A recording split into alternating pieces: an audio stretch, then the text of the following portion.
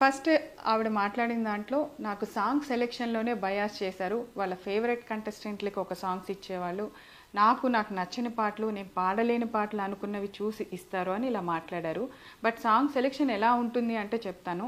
మా ETV creative team and Gnapika creative team అంటే అనిల్ గారు అండ్ టీం అందరూ కలిసి వాళ్ళు ఒక 4 జోనర్స్ సెలెక్ట్ చేస్తారు ఎవ్రీ షెడ్యూల్. ఆ 4 జోనర్స్ని మనం కంటెస్టెంట్స్ పిల్లలందరికీ పంపిస్తాము. వాళ్ళందరినీ ఆ జోనర్స్లో మన ఛానల్కి ఉన్న రైట్స్ని ఏ ఆడియో రైట్స్ మనకైతే ఉన్నాయో వాటిలోంచి సెలెక్ట్ చేసి పాటలు ఇమ్మని చెప్తాం. మేము ఇవ్వము. వాళ్ళు ఒక్కొక్క కంటెస్టెంట్ మనకి 6 సాంగ్స్ ఇస్తారనమాట. ఆ 6 సాంగ్స్లోంచి ఇప్పుడు ఒకళ్ళు ఒక స్టైల్ ఆఫ్ సాంగ్ పాడితే రెండో కంటెస్టెంట్కి ఆ స్టైల్ లేకుండా చూస్తాం. అది వాళ్ళు సెలెక్ట్ చేసి పంపించిన 6 పాటల్లోంచి మాత్రమే తీసుకోవటం జరుగుతుంది. సో ఇది ఒక క్లారిటీ. ఈ 6 పాటల్లోంచి మేము ఇచ్చిన పాటని వాళ్ళు ప్రిపేర్ అయ్యి వాళ్ళు రిహార్సల్స్కి వచ్చి అక్కడి నుంచి నోటేషన్లు అన్నీ జరిగిన తర్వాత వాళ్ళు మేము రెడీ అన్న తర్వాత మా షూట్ డేట్ని మేము అనౌన్స్ చేసి షూట్ చేయడం జరుగుతుంది. అందరికీ నమస్కారం. నేను మీ సింగర్ ప్రవస్తి. సో ఈ రీల్ ఏమో జ్ఞాపిక ప్రవీణ మేడం పెట్టారు కదా, ఆ రీల్కి రిప్లై నాకు ఇంకా కొన్ని క్వశ్చన్స్ ఉన్నాయి, అది కూడా నేను అడగాలనుకుంటున్నాను. సో ఎండ్ వరకు చూడండి. ఫస్ట్ పాయింట్ సాంగ్ సెలెక్షన్ గురించి మాట్లాడారు కదా మ్యామ్. సో అదేంటంటే మీరు చెప్పారు మేము ఈచ్ 6 సాంగ్స్ ఇస్తామని. సో మేము ఇచ్చాము 6 సాంగ్స్. బట్ ప్రాబ్లం ఏంటంటే మీరు దానిలో 4 సాంగ్స్ క్యాన్సిల్ చేయడం, రిజెక్ట్ చేయడం, మళ్ళీ ఇంకో 3 సాంగ్స్ రిజెక్ట్ చేయడం రైట్స్ ప్రాబ్లం కూడా కాదు, బికాస్ మేము రైట్స్ చూసుకొనే ఇస్తాం లిస్ట్లో. సో అలా రిజెక్ట్ చేసి మేము పంపాల్సి వచ్చింది లాస్ట్కి. బట్ దానిలో మా చాయిస్ ఎలా ఉంది మ్యామ్? ఇంకా అది మీరు సెలెక్ట్ చేసినట్టే అవుతుంది కదా. మేము అన్ని సాంగ్స్ పంపించినా మీరు రిజెక్ట్ చేసి మేము మళ్ళీ దానిలో ఇంకో 3 సాంగ్స్, ఇంకో 4 సాంగ్స్ అని ఇస్తూ ఉంటే మీరు దానిలో నేను సెలెక్ట్ చేస్తే how is it or choice? So ఇదొకటి. ఫేవరెటిజం గురించి మాట్లాడారు కాబట్టి I have a small proof, నేను అది ప్లే చేస్తాను. రాఘవేంద్ర హిట్స్ లో దయచేసి ఓన్లీ డివోర్స్ అన్నమయ్య ఇవే సాంగ్స్ పెడుతున్నారు. మనం అవి కావాలంటే డివోర్స్ ను డౌన్లోడ్ చేసుకుందాము. దయచేసి ఆ సాంగ్స్ కూడా పెట్టకుండా రాఘవేంద్ర సినిమాలో చాలా పాటలు ఉన్నాయి, ఆ పాటలు చెక్ చేసుకొని డ్యూయెట్లు అయినా పర్లేదు అయ్యైనా ఇవ్వండి. మేము ఎవరికి ఏమి బయాస్ చేసి ఇచ్చే ఛాన్స్ లేదని మీ అందరికీ అర్థమైంది కదా. అంటే పిల్లలు పంపించిన పాటల్లోంచి సెలెక్ట్ చేసి వాళ్ళ పాటని మేము ప్రజెంట్ చేయటం, వాళ్ళు ప్రిపేర్ అయిన పాటని ఫస్ట్ ఆఫ్ ఆల్ రిహార్సల్స్ కూడా ఈటీవీ చాలా స్పెండ్ చేసి వాళ్ళకు ఒక 2 days ముందు మొత్తం ఎక్విప్మెంట్ అరేంజ్ చేసి వాళ్ళు వచ్చి అక్కడ ప్రాక్టీస్ చేసుకొని ఆఫ్టర్ దట్ ఆ పాట షూట్ రోజు పాడేలాగా మనం అరేంజ్ చేయడం జరుగుతుంది. సో ఇంత దాంట్లో జరిగే ప్రాసెస్ని చాలా సింపుల్గా పాట సెలెక్షన్లో బయాస్ జరిగింది అని చెప్పి ప్రవస్తి గారు అన్నారు. సో ఇది క్లారిటీ అండి. సో అండ్ నెక్స్ట్ అసలు మెయిన్ ఎలిగేషన్ కాస్ట్యూమ్స్ ప్రాసెస్ ఎలా జరుగుతుందంటే ఇప్పుడు పిల్లలందరూ దగ్గర నుంచి వచ్చిన సాంగ్స్లో ఫైనల్ అయిన ప్రతి పాటలోంచి ఆ పాటకి తగ్గ ఏ డ్రెస్సులు బాగుంటాయి అనేది ఇట్స్ ప్యూర్లీ నేను డిసైడ్ చేసి ఇస్తానండి. అంటే మేకోవర్లో ఈ పాటకి ఈ డ్రెస్ వేసుకుంటే బాగుంటుంది అని నేను సెలెక్ట్ చేసినవి ఈటీవీకి పంపించిన తర్వాత ఈటీవీ వాళ్ళు మాకు ఎస్ అండి బాగున్నాయి ఇవి అని చెప్పిన తర్వాత నేను అవి డిజైనర్కి పంపించడం జరుగుతుంది. ఆ కాస్ట్యూమర్ ఏదైతే దాన్ని మేము పంపించిన ఫోటో ఉంటుందో దాన్ని డిజైన్ చేసి పిల్లలకి ఆ రోజు ఇవ్వటం జరుగుతుంది. ఇది ప్రాసెస్ అండి. ఇక్కడ ఎవరి చాయిస్ లేదు, పాటదే చాయిస్. పాటకి తగ్గట్టుగా మేము కాస్ట్యూమ్ డిజైన్ చేస్తాను తప్పితే అవి మనుషులకి తగ్గట్టుగా ఏ రోజు డిజైన్ చేయటం జరగలేదు. మీరు ఒక్కళ్ళే ప్రవస్తి గారు ఇది చెప్పింది. అండ్ ఇంకొక ఎలిగేషన్ కూడా చేశారు మీరు కాస్ట్యూమ్స్ పాయింట్లోనే. నన్ను కాస్ట్యూమర్ మీ బాడీకి ఏ డ్రెస్ సరిపోదు అని అన్నారు అని. నిజంగా అది తప్పు, అది చాలా తప్పు మాట. ఎవరెవరు బాడీ గురించి మాట్లాడాల్సిన అవసరం లేదు. అది ఎవరి దేవుడిచ్చింది ఎవరు కాదనలేము. దానికి మనం ఒకళ్ళు కామెంట్ చేశారని మనం ఊరికే ఉండక్కర్లా, మీరు చెప్పచ్చు అందరికీ. కానీ మీరు ఇది ఎక్కడ చెప్పాలి? మీరు షూటింగ్ జరుగుతున్నప్పుడు సెట్లో అక్కడ నాకు కానీ షో డైరెక్టర్ అనిల్ గారికి కానీ అండ్ అక్కడ ఉన్న ఈటీవీ ప్రొడక్షన్ మేనేజర్కి కానీ మీరు చెప్పాలి బాధ్యతగా ఉంటే. మీరు బాధపడి ఉంటే ఆ విషయంలో మీరు ఆ రోజు చెప్పకుండా ఈరోజు ఆఫ్టర్ ఎలిమినేషన్ వచ్చి నా బాడీ షేవింగ్ చేశారు, నన్ను ఈ డ్రెస్సులు వేసుకోమన్నారు. సో డివోషనల్ సాంగ్స్ అనేవి మీరు క్లియర్గా విన్నారు, వద్దన్నారు. Then how did one contestant get Paluke Bangaramayara in Raghavendra రావు గారి హిట్ రౌండ్? సో అది కూడా మళ్ళీ కీరవాణి గారి పాటే ఇచ్చారు అదే కంటెస్టెంట్కి. మోస్ట్ ఆఫ్ దిస్ రౌండ్స్ తనకు అదే జానర్ వచ్చింది. And only Keeravani sir songs వచ్చాయి. So please explain this. And genre గురించి మాట్లాడుకుంటున్నాం కాబట్టి అది కూడా నా దగ్గర ఒక ప్రూఫ్ ఉంది. మీరు అన్నారు 4 రౌండ్స్లో 4 జానర్స్ పాడుకుంటూ వచ్చారు కంటెస్టెంట్స్ అని. బట్ సారీ, నాకు ఒకటే ఒక మెలోడీ వచ్చింది ఇప్పుడు వరకు. అది ఎన్నో రాత్రులు వస్తాయి, అది కూడా డ్యూయెట్లో. అండ్ నేను ముందు రౌండ్స్లో మెలోడీ కోసం రిక్వెస్ట్ చేస్తున్నట్టు కూడా నా దగ్గర మెసేజ్ ఉంది. సో నేను కింద కూడా వేస్తాను, చూడండి. అండ్ ఇక్కడ కూడా నేను చూపిస్తున్నాను. So this is the proof that నేను చాలా మెలోడీ కోసం అడిగినా కూడా మీరు ఇవ్వలేదు. So how was it or choice, Praveena ma'am? Outfits గురించి మాట్లాడారు అండ్ సాంగ్స్కి తగ్గట్టు ఇస్తామని అయితే చెప్పారు. బట్ నాంపల్లి స్టేషన్ కాడి ఇది సాడ్ సాంగ్ మ్యామ్, అంత సాడ్ లిరిక్స్ ఉంటుంది, వీడియో కూడా చూడండి. సో ఐ డోంట్ థింక్ నాంపల్లిలో డిస్కో డ్రెస్ వేసుకొని చమ్కి వేసుకొని అయితే లేరు.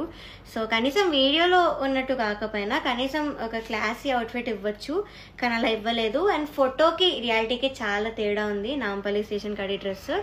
సో నేను అది అడిగినప్పుడే నాకు బాడీ షేమింగ్ చేయడం జరిగింది. ఆ ఫోటోలో ఉన్న అమ్మాయి బాడీ వేరు, నీ బాడీ వేరు, నీకు ఎలా ఇస్తామని అన్నారు. అండ్ అక్కడే ప్రొడక్షన్ హౌస్, మీ జ్ఞాపిక ప్రొడక్షన్ హౌస్ వాళ్ళే ఉన్నారు అండ్ వాళ్ళు కూడా అన్నారు. సో ఆ పాయింట్ మీ వరకు వస్తుంది అని తెలిసే నేను మీ వరకు రాలేదు, ఇదొకటి. అండ్ ఆ డ్రెస్ వేసుకొని నేను మీ దగ్గరకు వచ్చాను కూడా, అన్కంఫర్టబుల్ ఉండింది కాబట్టి. ఆ చమ్కి గుచ్చుకోవడం, ఇక్కడంతా సెక్వెన్స్, ఇంకా బెల్ట్ ఇలా టైట్గా ఉండడం. సో సాంగ్కి కూడా సూట్ అవ్వదు మ్యామ్ అని మీ దగ్గరకు వచ్చాను. అని మీ మనస్సాక్షికి తెలుసు. సో వస్తే మీరు లేదు చాలా బాగుంది, అలా ఏం కనిపించలేదే, కెమెరాలో బాగుంటుంది అన్నారు, కానీ నాకు అన్కంఫర్టబుల్ ఉంది అన్న మాట అయితే మీరు పట్టించుకోలేదు. సో అది. అండ్ లాలూ దర్వాజా లస్కర్. సో ఈ సారీ మ్యామ్ 5 times వేయించారు, 5 times ఇప్పించారు. కట్ చేస్తూ వచ్చారు పెద్ద లెంత్ సారీ అని. సో అది చేస్తూ నేను మళ్ళీ రిహార్సల్ చేసుకొని వచ్చి it was very exhausting. So అదొకటి. అండ్ ఇక్కడ ఇంత గ్యాప్ కనిపిస్తుంది ఆ శారీలో, ఈ ఫోటోలో అంత తెలియట్లే కానీ ఇంకా గ్యాప్ ఉండింది స్కిన్ కనిపిస్తూ. And I was very conscious, నాకు నచ్చదని కూడా చెప్పాను, చాలా అన్కంఫర్టబుల్ ఉందని చెప్పాను.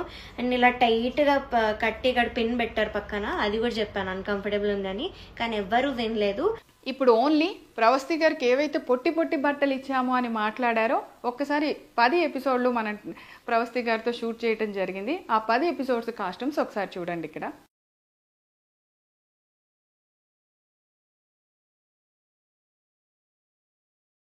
ఇందాక నేను కాస్ట్యూమ్ సెలెక్షన్ దగ్గర ప్యూర్గా నేను అనే మాట ఎందుకు వాడానో తెలుసా? ఈటీవీ ఇంత చిన్న విషయంలో కూడా ఎంత కేర్ తీసుకుందో చెప్పడానికి. ఆడపిల్లలు 7 ఉన్నారు, మగపిల్లలు 7 ఉన్నారు. సో ఆడపిల్లల కాస్ట్యూమ్స్ విషయంలో జాగ్రత్తలు ఒక ఆడపిల్ల తీసుకుంటుందనే విషయాన్ని కూడా వాళ్ళు కన్సిడర్ చేసి ఈ బాధ్యత నాకు అప్పచెప్పటం జరిగింది. సో ఇలాంటి బాడీ షేమింగ్ మాటలు, ఇలాంటి డ్రెస్సు ఇలా వేసుకో అలా వేసుకో అని మాట్లాడటానికి యాజ్ ఒక ఆడపిల్లగా నాకు కూడా మనస్సాక్షి ఉంది. అలా ఎప్పుడూ నేను మాట్లాడలేదు ప్రవస్తి గారు. సో మీ మనస్సాక్షికి తెలుసు అనుకుంటున్నాను ఆ విషయము. ఇప్పటి వరకు పాడుతా తీగ చరిత్రలో అట్లీస్ట్ ఒక స్లీవ్లెస్ అనే డ్రెస్ వేయటం కూడా జరగలేదండి. అది చెయ్యం మేము, ఎందుకంటే పాడుతా తీగకి ఒక హిస్టరీ ఉంది. ఏ ప్రోగ్రామ్కి లేనంత చరిత్ర ఆ ప్రోగ్రామ్కి ఉంది. దాన్ని ఎవరూ తక్కువ చేసుకోవాలని అనుకోము. అండ్ ఈటీవీ నాకు ఇచ్చిన ఈ అవకాశాన్ని నేను ఏ మాత్రము దాన్ని ఒక్క విషయంలో కూడా ఇలా ఉండవు అనమాట. పాడుతా తీగ షెడ్యూల్ అంటే మా టీం అందరూ ఎంత అలర్ట్గా ఉంటారో మాకు తెలుసు.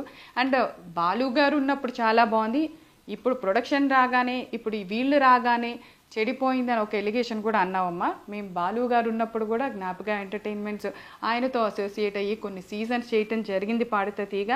అండ్ బాలు గారితో మేము స్వరాభిషేకం కూడా అసోసియేట్ అయ్యి చేయటం జరిగింది. సో బాలు గారితో మాకు ఒక అసోసియేషన్ ఉందమ్మా. ఆయన కూడా అనిల్ గారి డైరెక్షన్స్కి మార్కులు వేశారు, చాలా బాగుందన్నారు. ఆయనతోనూ మేము కలిసి పనిచేసాం. పాడుతా తీగ విలువలేంటో ఆయన మాకు నేర్పించారు, మేము చేసాము. అండ్ ఇంకొకటి ఏంటంటే నేను పొట్టి బట్టలు అనలేదు మ్యామ్, అస్సలు అనలేదు. పొట్టి లంగాలు అన్నాను. అది మీరు ప్రతి ఎపిసోడ్ ఎన్నిసార్లు చెప్పినా కూడా పొట్టిగానే కుడుతూ వచ్చారు. అండ్ బొడ్డు కింద కట్టుకోమని అయితే చెప్పారు. అండ్ మీరు ఏదో లా అండ్ జడ్జ్మెంట్ గురించి మాట్లాడారు, అది లా ప్రకారం నడుస్తుంది మ్యామ్, కానీ ఇక్కడ ఫేవరెటిజం ప్రకారం నడిచింది కాబట్టే నేను రీజన్స్ అవన్నీ కూడా చెప్పాను నా ముందు వీడియోలో. సో అది. ఇంకా మీరు ఒక స్కెడ్యూల్లో క్లాసికల్ రౌండ్కి ఇంకా కాలేజ్ రౌండ్ అని ఒక రౌండ్ పెట్టి వాటికి మార్క్స్ కంపేర్ చేశారు. అది మీకు ఎంతవరకు కరెక్ట్ అనిపిస్తుందో నాకు తెలీదు, కానీ క్లాసికల్ డిఫికల్టీ లెవెల్లో చాలా హార్డ్ ఉంటుంది. మేము పాడిన పాటలు అన్నీ కూడా టఫ్ సాంగ్స్ ఆ లెవెల్లో. సో దానికి కాలేజ్ రౌండ్కి అసలు మీరు కంపేర్ చెయ్యలేరు, దాని మార్క్స్ బేస్ చేసుకొని అయితే ఎలిమినేట్ కూడా చెయ్యలేరు. కానీ నన్ను అప్పుడే చేశారు. సో అదొకటి. అండ్ మీరు ఏదో అన్నారు వాళ్ళు రెడీ అన్నాకే మేము షూటింగ్ చేస్తామని. మీరు ఎప్పుడు మమ్మల్ని వచ్చి మీరు రెడీయా అని మా కన్సర్న్ తీసుకొని అయితే షూటింగ్ పెట్టలేదు మ్యామ్. మీరే ఒక డేట్ ఇచ్చి మమ్మల్ని ఈలోపు మీరు నేర్చుకోవాలి అని మీరే పెట్టారు. అది కూడా లాస్ట్ షెడ్యూల్ అయితే చాలా చాలా ఇబ్బంది పెట్టారు మీరు. ఆ మెసేజెస్ కంటెస్టెంట్స్ నాకు పెట్టిన మెసేజెస్ కూడా నేను బయట పెట్టాను ప్రూఫ్గా. సో అది సో ఇవన్నీ చేశారు మ్యామ్. అండ్ అగ్రిమెంట్లో నువ్వు ఈ పాయింట్ చదివితే బాగుండేది ప్రవస్తి అని చెప్పారు మ్యామ్. సో చదివాను మ్యామ్, నేను చదివాను. కానీ మాకు మీరు ఇంకో ఆప్షన్ ఇవ్వలేదు. మీరేమైనా ఆప్షన్ ఇచ్చారా? లైక్ అగ్రిమెంట్ కొన్ని రోజులు ఆగి సైన్ చేయండి, మేము మీకు టైం ఇస్తామని మీరేమైనా ఇచ్చారా? So we had no choice, మాకు ఇంకా సైన్ చేయాల్సి వచ్చింది. సో నేను అలా సైన్ చేశాను. As I said I wanted to quit, కానీ ఈ సైన్ చేయడం ఒక్కదాని వల్లే నేను ఆగాను. సో యా, నేను చూశాను మ్యామ్. చూసే నేను ఇప్పుడు కూడా మాట్లాడుతున్నాను. దీనికి ఆన్సర్స్ ఇవ్వండి మ్యామ్, బికాజ్ నేను అన్ని క్లియర్గా చెప్పాను. ఆ రౌండ్స్ గురించి మాట్లాడాను, నేను పెట్టిన మెసేజ్ కూడా చూపించాను, మీ జ్ఞాపిక ప్రొడక్షన్ వాళ్ళు పెట్టిన వాయిస్ మెసేజ్ కూడా వినిపించాను.